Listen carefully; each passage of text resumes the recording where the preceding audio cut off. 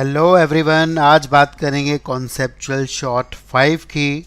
बताएंगे आपको एनसीआर के बारे में। अक्सर मैंने देखा है बच्चे कंफ्यूज होते हैं कि एनसीआर कब लगाना है और एनपीआर को कब यूज़ करना है। और उसकी मेन वजह है कि बच्चे इसको फॉर्मूले की तरह क्रैम करते हैं, इसको फॉर्मूले की तरह पढ़ते हैं। अगर इसका बेसिक पता हो कि ये फॉर्मूला आता कहाँ से है तो हम इसको प्रॉपर्ली यूज़ कर सकते हैं।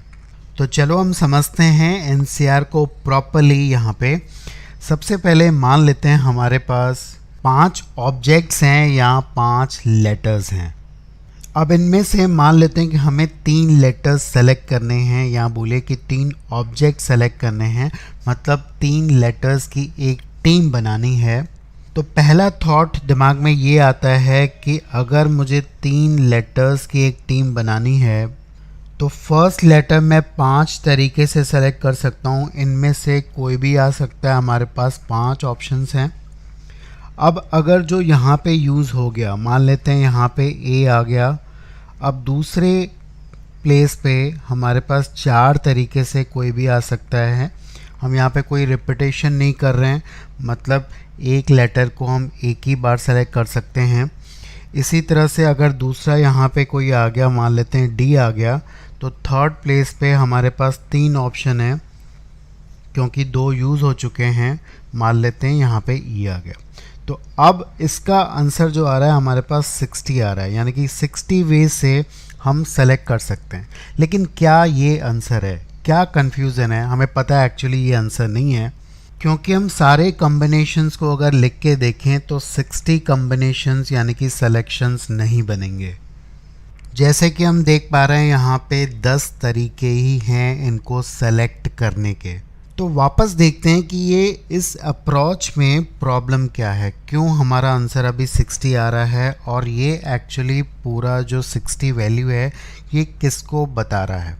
आपको बताऊं कि इस प्रोसेस में हुआ क्या है। आपने जब सिलेक्शन किया, मान लेते हैं ए बी सी सेलेक्ट हुआ, जब पहले प्लेस पे ए सेलेक्ट हुआ और दूसरे पे बी और सी, लेकिन इस प्रोसेस में हुआ क्या कि पहले प्लेस पे ए सेलेक्ट हुआ, फिर दूसरे प्लेस पे सी भी आ गया और तीसरे प्लेस पे वापस बी आ गया। डैट मीन्स ये 60 तरीके जो थे ये अरेंजमेंट भी साथ साथ कर रहे थे। मतलब ये 3 लेटर्स जब सेलेक्ट हुए तो वो आपस में अरेंज भी हो रहे थे कुछ इस तरह से, यानी कि अगर ए बी सी सेलेक्ट होना था तो वो एक ही तरीका होना था, लेकिन यहाँ पे ये 6 तरीके इसमें आ गए, इसलिए आंसर हमारा 60 आ रहा है। 10 की जगह 60 आ रहा है बिकॉज हर सिलेक्शन जो कि एक होना चाहिए था वो 6 से मल्टीप्लाई हो गया, बिकॉज उसके साथ साथ अरेंजमेंट भी होता गया।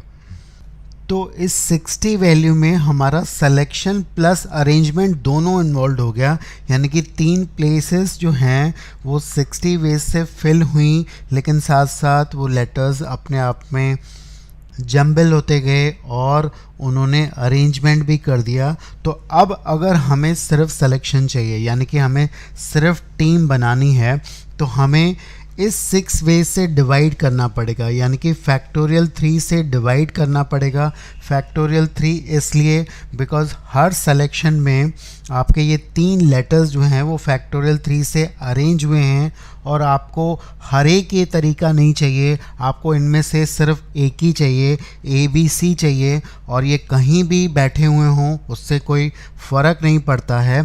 इसलिए अगर हमें इनमें से एक तरीका चाहिए तो हमें उनके आपस में नंबर ऑफ़ अरेंजमेंट यानी कि फैक्टोरियल 3 से डिवाइड करना पड़ेगा और तब जाके हमारा आंसर सही आएगा, डेट इज़ 10।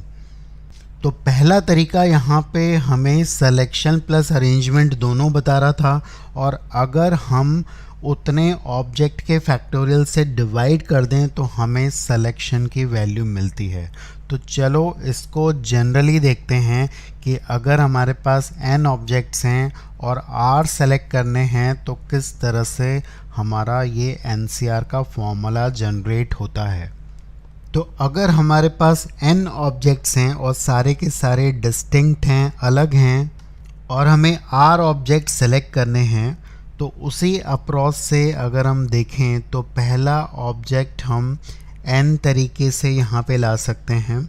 दूसरा ऑब्जेक्ट n-1 तरीके से यहाँ पे आएगा एंड सो ऑन। तीसरा वाला n-2 बिकॉज जो पहले यूज़ हो चुके हैं दोनों, उनको हम नहीं लेंगे। और यहाँ पे लास्ट वाला यानी कि rth ऑब्जेक्ट, यहाँ पे r ऑब्जेक्ट्स हम लोग सेलेक्ट कर रहे हैं, तो rth ऑब्जेक्ट हमारा जो यहाँ पे सेलेक्ट होगा वो इतने वे से आएगा। तो जैसे मैंने ये बताया कि ये जो चीज़ है, ये जो आपके पास वैल्यू आ रही है, इसमें सिलेक्शन के साथ साथ अरेंजमेंट भी हो रहा है और यही हमारा होता है, इसी की वैल्यू होती है NPR। ये एक्चुअली NPR है। तो NPR में क्या हो रहा है कि n में से r ऑब्जेक्ट्स तो सेलेक्ट हो रहे हैं और वो आपस में अरेंज भी हो रहे हैं, लेकिन अब हमें अगर इनका सिर्फ और सिर्फ सिलेक्शन चाहिए, यानी कि एक ग्रुप क्रिएट करना है, एक टीम बनानी है, उनका आपस में अरेंजमेंट से कोई हमें अगर मतलब नहीं है, तो हमें क्या करना पड़ेगा, हमें एक्चुअली उतने तरीके से इनको डिवाइड करना पड़ेगा जितने तरीके से ये आपस में r ऑब्जेक्ट्स अरेंज हुए हैं। तो इसका मतलब है इस वैल्यू को हमें r फैक्टोरियल से डिवाइड करना पड़ेगा कुछ इस तरह से। अब अगर इस आप फॉर्मूले को देखेंगे तो ये NCR के बराबर आ जाता है, क्योंकि अगर हम यहाँ पे इसके रिमेनिंग फैक्टर्स से मल्टीप्लाई करें जो कि कुछ इस तरह से हैं, और नीचे भी अगर हम इसको मल्टीप्लाई करें बिकॉज़ हमें दोनों करना पड़ेगा, तो आप समझ सकते हैं कि ये जो ऊपर वाली वैल्यू है ये हमारी आ जाएगी n फैक्टोरियल, नीचे आएगा r फैक्टोरियल, और ये जो हमारा पूरा टर्म है ये बेसिकली n-r फैक्टोरियल के बराबर है, और यही होता है हमारा NCR। तो इस तरह से ये फॉर्मूला NCR जनरेट हो रहा है, और आप समझ सकते हैं कि इस केस में जब हम NCR कर रहे हैं तो हम सिर्फ टीम बना रहे हैं, हम सेलेक्शंस कर रहे हैं, उनमें ऑब्जेक्ट्स का आपस में कोई भी अरेंजमेंट नहीं हो रहा है। तो अगर n ऑब्जेक्ट में से r ऑब्जेक्ट्स को हमें सेलेक्ट करना है, n सारे के सारे प्लीज़ रिमेंबर डिस्टिंक्ट हैं, तो हम NCR से सेलेक्ट कर सकते हैं। डैट मीन्स हम एक टीम बना सकते हैं, और अगर ये R ऑब्जेक्ट्स हमारे सेलेक्ट हो गए, यहाँ पे इनमें कोई अरेंजमेंट नहीं हो रहा है फ़िलहाल, NCR से सिर्फ टीम बनानी है।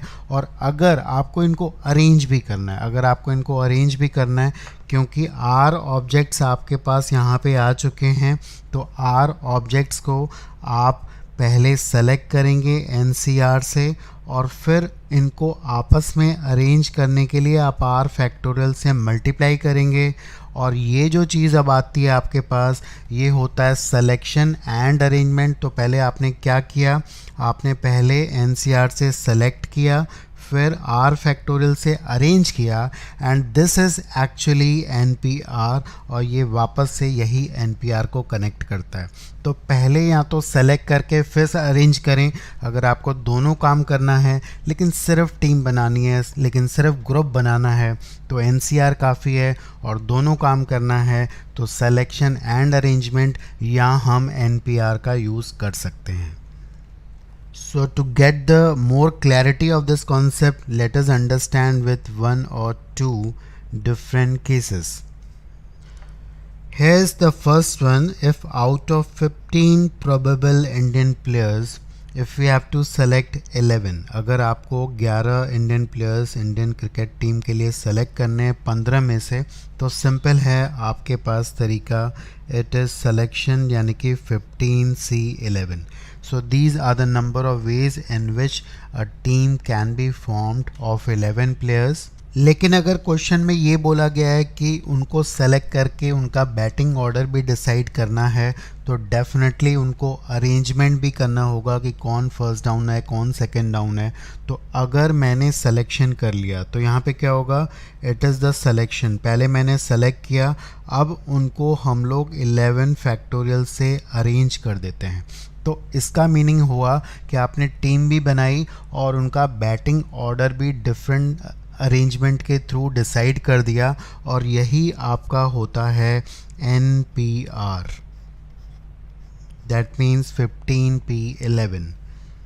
Again, let's say there are 8 girls and out of which we have to select 5 girls. अगर हमें 5 गर्ल्स सेलेक्ट करनी है, बट यहाँ पे एक कंडीशन दी हुई है, दैट इज़ 2 particular girls से Sweetie and Naughty does not wish to come together, यानी कि उस ग्रुप में 5 के ग्रुप में स्वीटी और नॉटी दोनों को सेलेक्ट नहीं करना है, एक साथ नहीं आना है.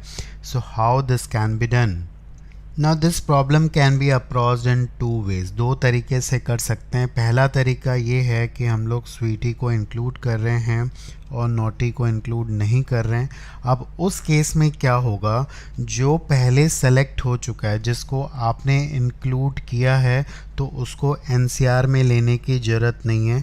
तो हम स्वीटी को सेलेक्ट कर चुके हैं, नॉटी को हमें सेलेक्ट नहीं करना है. तो अब हम क्या करेंगे, हमारे पास 6 गर्ल्स होंगी और 6 में से 4 सेलेक्ट करेंगे, क्योंकि स्वीटी तो आ चुकी है, ठीक है, तो एक सेलेक्ट हो चुकी है और नॉटी को सेलेक्ट नहीं करना है.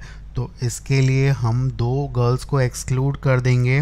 अब हमारे पास 8 की जगह 6 बच गई और 6 में से 4 सेलेक्ट करेंगे. अब इसका मतलब यहाँ पे ये नहीं है कि 4 ही सेलेक्ट हो रहे हैं, बिकॉज एक ऑलरेडी आप सेलेक्ट कर चुके हो, राइट. लाइकवाइज दूसरे केस में हम स्वीटी को एक्सक्लूड करें और नॉटी को अगर इंक्लूड करें, तो ये भी तरीके लाइकवाइज 64 होंगे. और ये एक दूसरा तरीका है, इसलिए प्लस साइन होगा, ठीक है. ऐसे कर सकते हैं, यहाँ ऐसे. तो इस तरीके से हम इसको ऐड करेंगे. अब अगर तीसरा केस लें, ये भी हो सकता है, ये भी संभव है कि हम दोनों को ही ना लें, ठीक है. We are not including both of them. So in that case अगर हम इसको भी नहीं ले रहे हैं, तो इन दैट केस हम क्या करेंगे, अब भी हम 6 में से सेलेक्ट करेंगे, बिकॉज अब हमने किसी को भी इंक्लूड नहीं किया है. तो अब 6 में से टोटल हमें 5 सेलेक्ट करने हैं, तो हम लोग इस तरह से कर सकते हैं. So this is one way of doing it. ये एक तरीका है. दूसरा तरीका ये भी हो सकता है कि हम टोटल वेज निकाल लें. टोटल वेज कितने हो जाएंगे, 8C5 हो जाएंगे. अब जब 8C5 आपने निकाला है, तो इसमें दोनों भी हो सकता है आ गई हों. कुछ केसेस ऐसे होंगे जिसमें कि स्वीटी और नॉटी दोनों सेलेक्ट हो गए हों, तो आपको उन केसेस को एक्सक्लूड करना पड़ेगा जिसमें दोनों सेलेक्ट हुई हों. और उनको एक्सक्लूड करने के लिए आप क्या करेंगे, आप उन केसेस को सब्ट्रैक्ट करेंगे जिसमें दोनों आ चुकी हैं. उसके लिए आप क्या करोगे, बिकॉज दोनों सेलेक्ट हो चुकी हैं, बाकी बची 6, तो 6 में से हम कितनी लेंगे, 3 लेंगे, बिकॉज 2 तो ऑलरेडी आ चुके हैं. तो इस तरह से भी आप क्वेश्चन को कर सकते हो और आपके पास दोनों से आंसर जो आएगा वो एग्जैक्टली सेम आएगा. So I do hope you have got little idea about NCR. और हम अगले लेक्चर्स में, अगले कॉन्सेप्चुअल शॉर्ट्स में इसको और डिकोड करेंगे और देखेंगे जो कॉमन मिस्टेक्स होती हैं NCR को अप्लाई करने में, जिसमें आपको गलती एक्चुअली समझ में नहीं आती है. So thank you everyone and happy learning.